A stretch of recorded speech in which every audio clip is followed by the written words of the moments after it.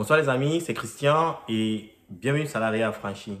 Au regard de l'actualité liée aux arnaques en Afrique, j'ai l'honneur de recevoir aujourd'hui un expert en conformité, le docteur Robert Zana, qui est basé au Canada.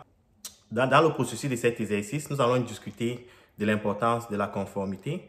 Il pourra apporter son expérience par rapport à l'actualité, l'accent sur la protection du client et sur l'importance du client à mieux s'informer par rapport à la régulation, aux réglementations avant d'investir sur certains projets. Bonsoir, Monsieur Robert Zana.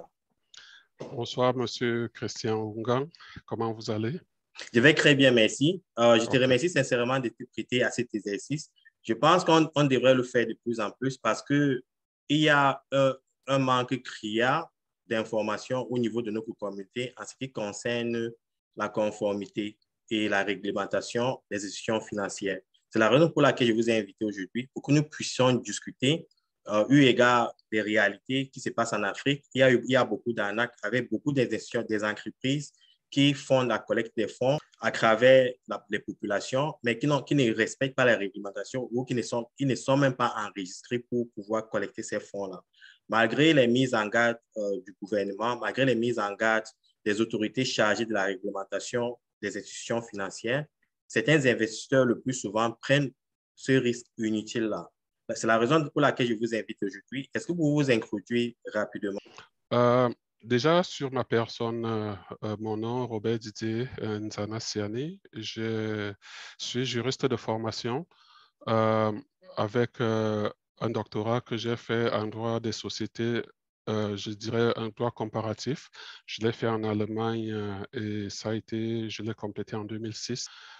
Disons que dans le cadre de ces recherches que je faisais pour compléter ce doctorat, j'ai eu à travailler, à faire beaucoup de recherche et de compréhension en ce qui concerne le droit des sociétés, d'exercice libéral aussi, et surtout le droit en termes, je dirais, le droit boursier. Le droit bancaire, bien évidemment, le droit boursier. Donc, c'est un peu ce qui m'a orienté dans les finances, je dirais dans le secteur bancaire en ce qui concerne particulièrement le secteur financier, c'est le droit bancaire et particulièrement le droit boursier. Juste motivé, si je dois le dire, c'est ce qui s'est passé avec les dot-com dans les années 2000, la bulle des dot-com avec cette fameuse entreprise Wellcome qui avait défait la chronique. Bon, bien évidemment, il y a eu d'autres scandales bien après, tel celui de Madoff aux États-Unis. C'est des choses qui marquent vraiment le public, qui aussi détruisent, comment dirais-je, la confiance que le peuple, la population en général, a envers le marché des capitaux, qui est un marché fantastique parce que quand on sait s'y prendre, quand on exerce son, comment dirais-je, son due diligence, si vous permettez l'expression, cet anglicisme-là, ça fait qu'on sait exactement où on va, on sait ce qu'on cherche et on sait comment investir, comment s'y prendre pour investir. En tant qu'expert en conformité, c'est quoi la conformité? C'est quoi son importance? La conformité, c'est bien évidemment, je vais ramener ça terre à terre, c'est d'appliquer les lois existantes dans un domaine précis. Okay? Ça peut être la conformité au niveau bancaire, ça peut être au niveau même d'autres sociétés. Je prends par exemple le secteur minier ou bien même le secteur pétrolier. Euh, il y a des lois qui régissent les différentes activités.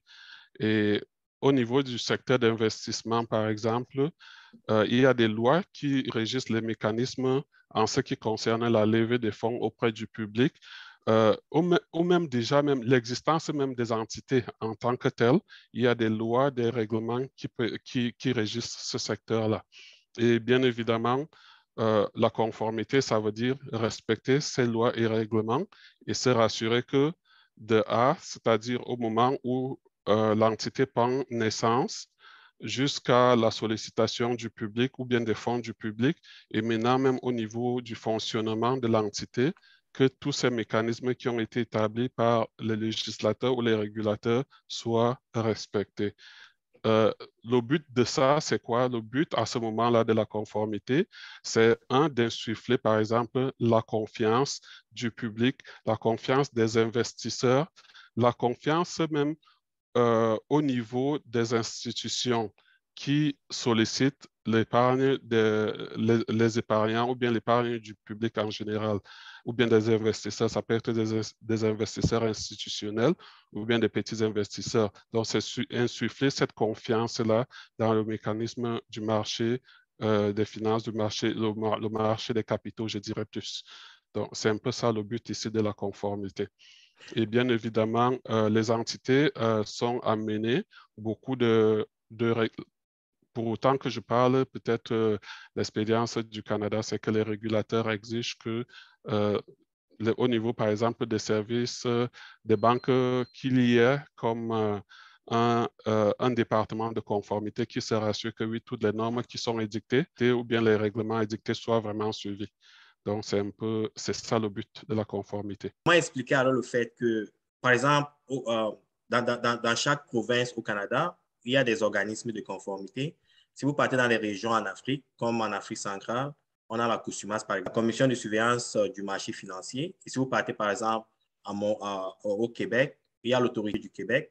Ouais. Et dans toutes les régions, nous avons ces entreprises spécialisées dans la surveillance des marchés, dans l'application de la conformité.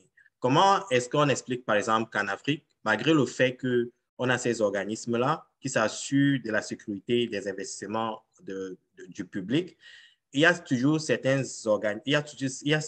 entreprises qui continuent à opérer malgré le fait qu'il y a des alertes par rapport à elles. Je vais donner l'exemple. Si je pense que ça a commencé il y a longtemps avec Leadership Academy, il y a plus de 25 ans. Après, récemment, on a entendu des entreprises comme Mida, Shimor et autres. Et un jour, on parle du Lieb Limar. On ne va pas s'attarder sur cette entreprise-là. Ce que je veux dire, c'est que pourquoi, malgré le fait qu'il y a des entreprises, il y a des organismes qui sont spécialisés dans la réglementation, malgré ce fait-là, il y a toujours des individus qui investissent dans ces entreprises et qui prennent des risques inutiles? Ça, c'est une très belle question. D'abord, je vais revenir sur quelque chose que j'aurais dû faire depuis lors de mon introduction, c'est la divulgation. Pour dire que tout propos que je tiens ici aujourd'hui, c'est mes propos personnels, ce n'est pas un avis juridique, ce n'est pas un conseil juridique. Et cet avis ne représente pas forcément la position ou bien l'opinion des institutions pour l'institution pour laquelle je travaille. Merci. Donc, il faut déjà que ce cadre-là soit assez clair. Évidemment, Et ce que je veux dire, c'est que par rapport à votre question, comment arrive-t-il que malgré tous les mécanismes d'alerte on réussit toujours à avoir des sociétés qui ne se conforment pas. Et à ça, je vois beaucoup plus un problème structurel et un problème social, peut-être aussi un problème politique, OK? Parce que ces trois éléments, je les considère, peut-être ils sont liés tous. Quand je dis problème structurel, c'est quoi? C'est que au niveau des entités, par exemple, euh, quand, pour qu'une entité opère dans un État quelconque, cette entité est supposée être enregistrée auprès des autorités. Avant même de commencer à faire quoi que ce soit, avant de commencer à solliciter les fonds du public, par exemple, vous devez avoir obtenu l'agrément nécessaire pour ça. Il me semble que, et ça je peux me tromper dessus, il me semble que dans certains États, quand bien même l'autorité en charge de délivrer les agréments dit non, peut-être par rapport à tel élément, à telle exigence, vous ne remplissez pas les conditions d'agrément, allez peut-être vous corriger le tir ou bien allez revoir votre organisation en tant qu'entité et revenez. Malgré ça, il y a peut-être des gens qui estiment que non, ils peuvent se passer, par exemple, de ces autorités. Alors, ils vont trouver des pichenettes, des panaches pour essayer de fonctionner en marge des lois existantes. Ça, c'est un problème assez difficile. C'est pour ça que je parle de structure. Et là aussi, je dirais, c'est plus à ce moment-là, ça va toucher un peu la personnalité même ou bien même le caractère des dirigeants de ces entités qui veulent fonctionner en marge de la loi, en marge des règlements pour susciter vraiment la confiance du public. L'autre problème, c'est au niveau du public en général. Jusqu'à aujourd'hui, parfois, je m'excuse là, mais j'ai du mal à comprendre comment est-ce que les gens peuvent s'embarquer euh, ou alors faire confiance à des entités qu'ils ont parfois du mal à se construire, ou bien même s'engager dans des activités qu'eux-mêmes ils ont du mal à expliquer.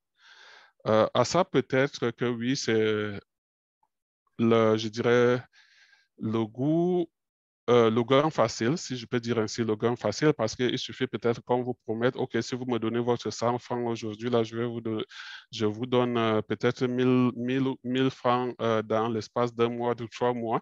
Bien évidemment, chacun va dire, oh, waouh, ça, oui, oui, oui, prenez mes 100 francs et remettez-moi 1000 francs.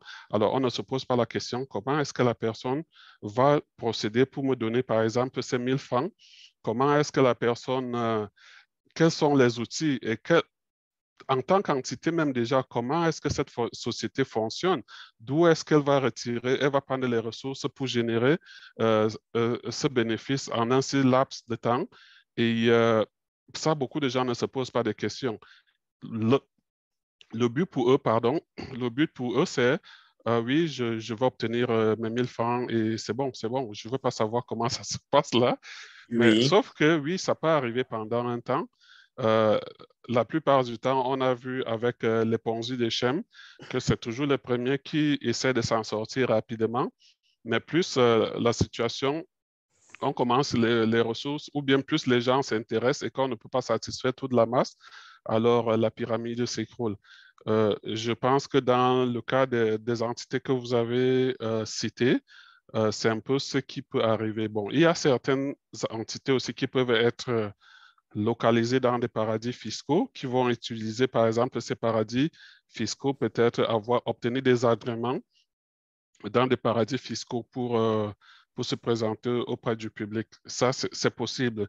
Il y a des entités qui vont utiliser des boîtes postales, juste boîtes postales, vraiment pas d'opération, pas de matérialisation des activités de l'entreprise. Ça, c'est possible aussi. On en a tout vu de toute façon.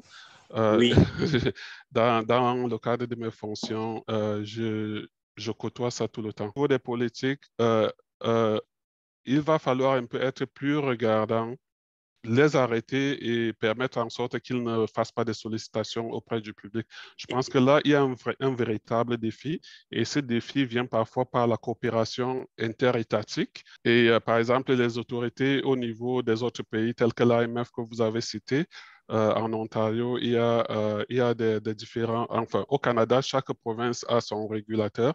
Et il y a cette communication-là qui doit être établie entre les différentes autorités, peut-être à travers le monde, ça permettra de mettre fin à ce que nous vivons aujourd'hui.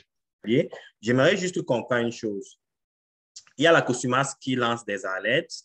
Il y a maintenant le rôle du gouvernement qui peut s'assurer du renforcement de cette mise en garde. Par exemple, peut-être engager la police ou bien les autorités policières pour qu'on puisse mettre fin à ces activités-là. Mais on constate, par exemple, qu'avec le cas MIDA, avec le cas Pécrompé, avec le cas Leadership Academy, que ces entreprises ont opéré pendant des mois, voire des années, au vu au su de l'autorité politique. Qu'est-ce qui explique ça? Est-ce que c'est dû à la lenteur de nos institutions? Parce que si une activité comme ça se passe, par exemple, en Amérique du Nord, ça ne pourrait pas perdurer pendant une semaine. Les autorités vont agir le plus tôt possible dès qu'elles s'en ont informé. Pourquoi se fait-il qu'en Afrique, ça prend autant de temps pour que l'application de la loi soit mise en place? Le plus souvent, c'est la population qui en souffre. Quelle est votre opinion par rapport à cette réalité? Mon opinion par rapport à cette réalité, c'est que je ne vais pas trop parler des textes parce que je ne les ai pas, je ne les ai pas Oui, parcourus, les textes par exemple de la COSUMAF en Afrique, mais l'élément important, c'est que lorsque une norme est édictée et peut-être qu'il y a une violation de cette norme, qu'il y a l'aspect répressif ou bien l'aspect, comment dirais-je, la mise en application du mécanisme de répression. Alors, la mise en application pour moi du mécanisme de répression ou bien d'arrêt de la violation des textes ou bien des règlements, ça veut dire à un moment donné, il faudra peut-être saisir les tribunaux. Ça, c'est peut-être la volonté au niveau des organismes de réglementation. Ils vont saisir les tribunaux, obtenir par exemple des jugements pour peut-être faire des saisies.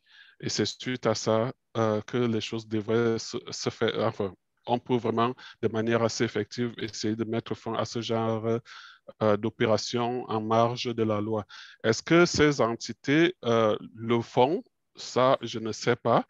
Euh, Peut-être juste dire oui, tel ne doit pas faire, faites attention, ça ne doit pas se passer ainsi, c'est pas suffisant pour moi. Je suis désolé, c'est pas suffisant. On doit aller au-delà des alertes et avoir vraiment une efficacité dans la mise en application des textes. Et je suis convaincu que les textes que nous avons, que ce soit au niveau de l'Afrique, du Cameroun ou bien même ici en Amérique du Nord, en Europe et ainsi de suite, ces textes, je suis sûr que je n'ai pas une connaissance assez large de ces textes-là. Je suis confiant que oui, si on les met en application, on mettrait fin à ces problèmes. Euh, Ce qui arrive, c'est que mon observation, de toute façon, ça c'est mon observation personnelle, le mécanisme de fonctionnement en marge de la loi, par exemple, dans les pays africains, c'est un peu différent du mécanisme ici en Europe ou bien en Amérique du Nord. Parce qu'ici en Amérique du Nord, ils prennent quand même la peine d'être enregistrés à obtenir de l'agrément. Maintenant, c'est dans l'opérationnalisation, dans le fonctionnement que les choses peuvent mal fonctionner interne. C'est un peu ça qui peut faire la différence. En Afrique, par exemple, euh, même déjà en termes d'agrément, parfois, les gens décident de fonctionner en marge de ça. Et Oui. ça pose un problème. Donc, il va falloir vraiment aller au-delà des simples alertes et aller plus en termes de répression en suivant les mécanismes établis, le processus légal établi pour être assez effectif. Merci, monsieur Robert Zana. J'ai une autre question. Dans votre élaboration tout à l'heure, vous avez mentionné que le plus souvent, le consommateur, le client ou la population se jette vers ces entreprises-là parce que ces institutions financières offrent des retours un peu attirants, très Ouais, alléchants. ouais, Bon, on constate aussi qu'il y a des entreprises, hein, des grandes banques. Par exemple, quand je regarde lancé par la Consumas en octobre 2020, il y a des entreprises comme la Société Générale du Cameroun, il y a Afriland First Bank qui font partie de ces listes-là. Est-ce que, je suppose que ce sont des institutions financières déjà bien établies, bien connues de la population. Comment se fait-il que ces entreprises continuent à opérer malgré le fait que je suppose hein, qu'elles ont des agréments pour opérer, mais peut-être ne remplissent pas certaines normes que la COSUMAS a mis sur place. Et je suppose que, un peu comme dans l'institution financière dans laquelle vous travaillez au Canada, vous êtes un responsable de la conformité. Quoi qu'on ne parle pas de cette institution financière-là, ces grandes entreprises-là doivent avoir des départements de conformité. Comment s'explique le fait que ces entreprises font partie de la liste des entreprises qui sont mises en garde par la consommation? Comment ça s'explique? Et quels conseils pouvez-vous apporter aux clients de ces entreprises-là? Ça, ce que je peux vous dire, ça, c'est typiquement dans le cadre des opérations, peut-être, pas peut-être, du fonctionnement des entités en soi. Ça veut dire, parfois, on va émettre un avis de cessation d'opération, peut-être parce que vous avez manqué à une certaine obligation, soit de publication des états financiers, je prends un cas de figure, la plupart du temps, c'est ça qui arrive, ou bien même alors de fournir au régulateur un document, un rapport qui est dû. Et lorsque vous ne le faites pas dans le cadre de dans le temps imparti, qu'est-ce qu'ils font? Ils vont émettre une alerte, ils vont émettre une cessation temporaire. un avis de cessation temporaire Temporaire. d'activité. OK, Et d'accord. lorsque c'est fait, l'entreprise a la possibilité, l'opportunité de remplir ces exigences-là. Et à tout moment, lorsque vous avez rempli ces exigences, en fournissant peut-être le document manquant ou bien le rapport manquant, alors on enlève cet avis de cessation temporaire et vous pouvez continuer normalement vos activités.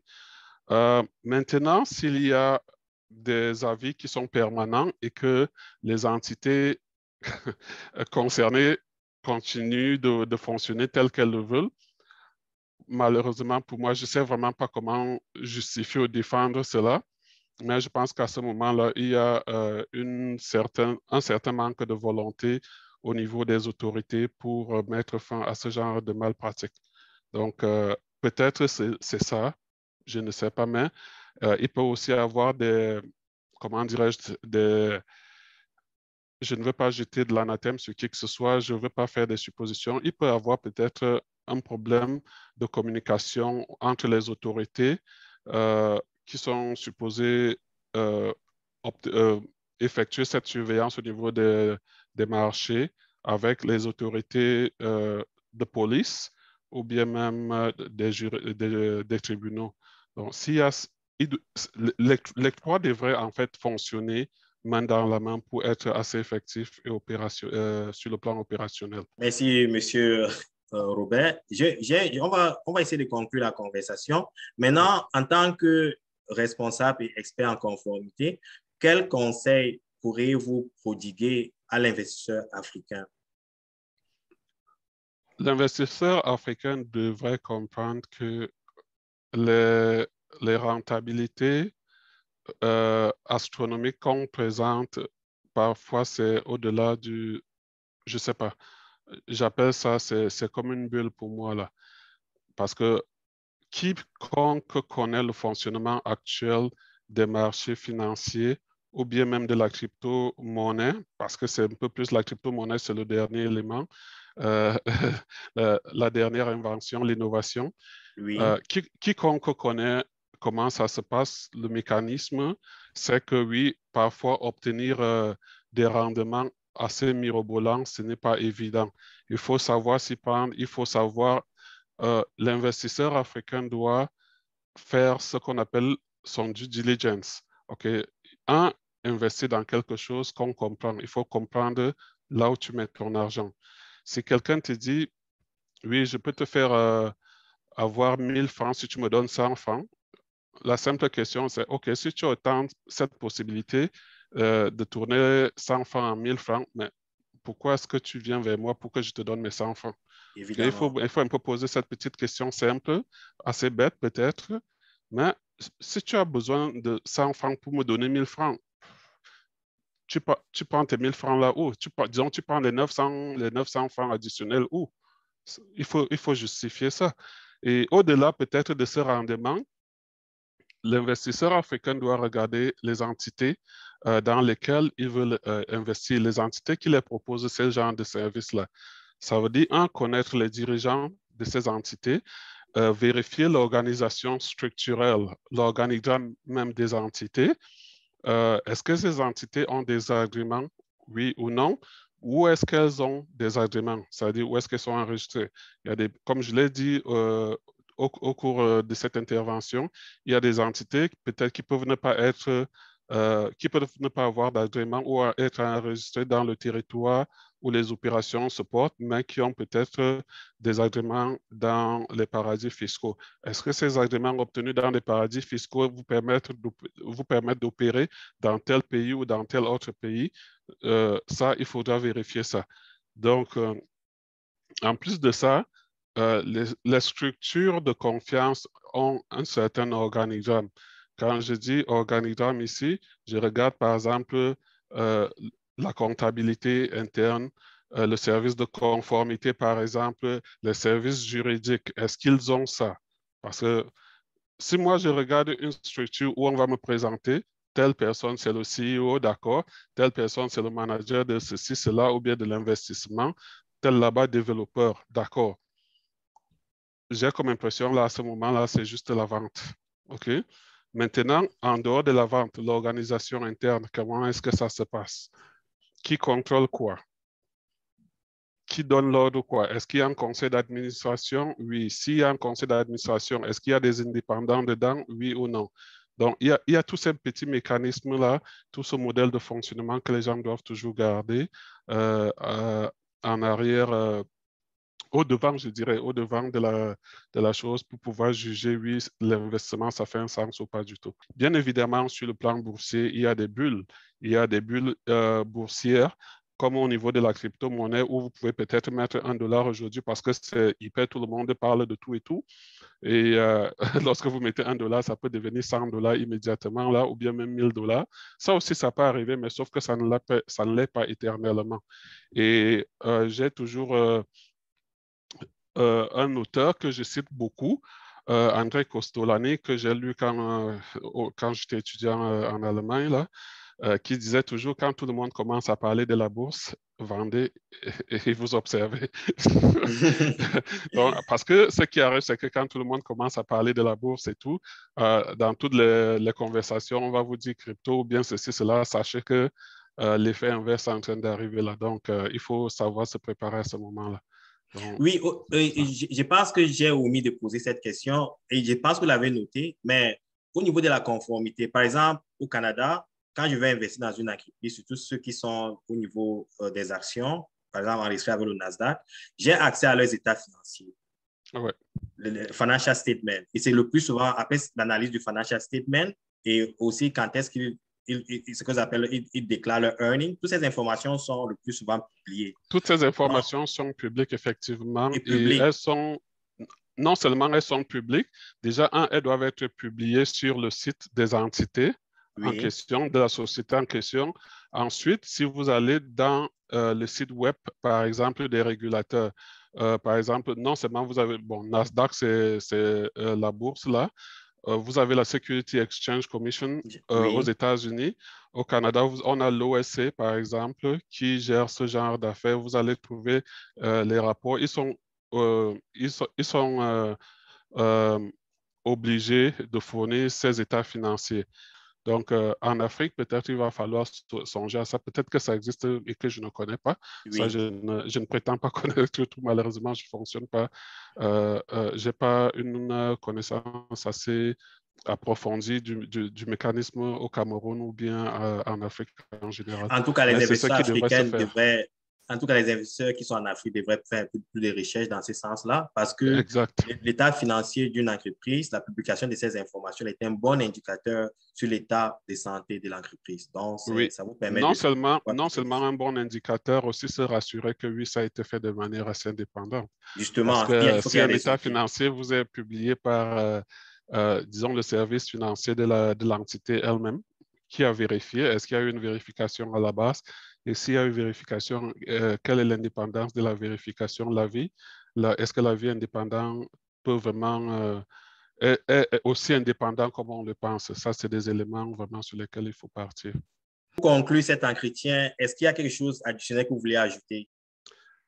Oui, pour conclure, je dirais juste interpeller les investisseurs à travers le monde, que ce soit au Cameroun, en Afrique, et un peu partout, l'Europe, l'Amérique du Nord, ou bien en Asie, de faire attention parce que tout ce qu'on nous présente n'est pas toujours aussi rose. Et comme je l'ai dit tout à l'heure, chacun doit essayer de faire ses propres recherches. Et l'investissement, ce n'est pas la religion. On ne le fait pas juste parce que pour dire je soutiens le frère du village ou pas. Non, lorsque vous sortez votre argent, c'est pour un but précis.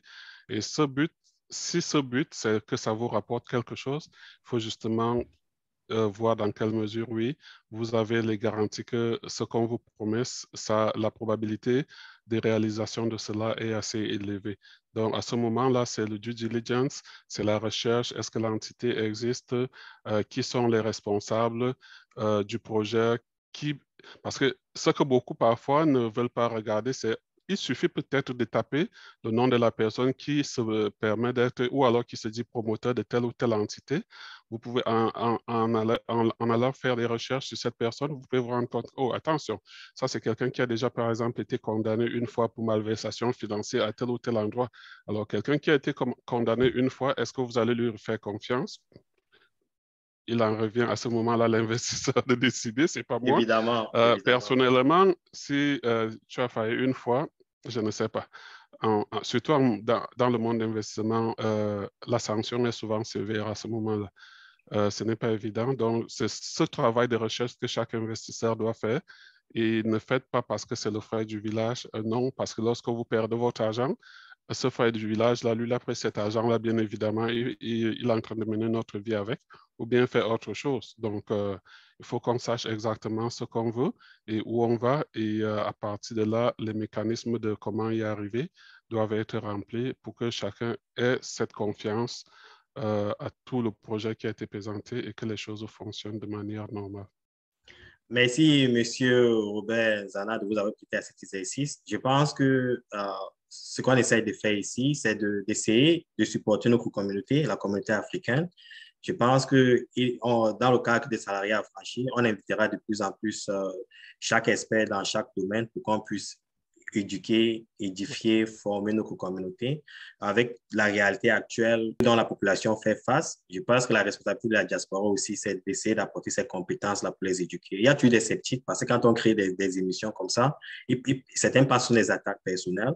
Mais il faut qu'ils comprennent que c'est basé sur de l'expérience, de l'éducation, du côtoiement au quotidien des réalités dans l'environnement financier des pays développés. C'est cette expérience qu'on essaie un peu d'apporter à nos frères. Donc, je te remercie sincèrement d'avoir accepté mon invitation pour pouvoir apporter ton expérience et j'espère qu'on pourra le refaire de temps en temps parce que il y a beaucoup de points qu'on doit toucher au niveau de la conformité. Aujourd'hui, c'était juste une introduction de la conformité. Merci, monsieur Robin Jala.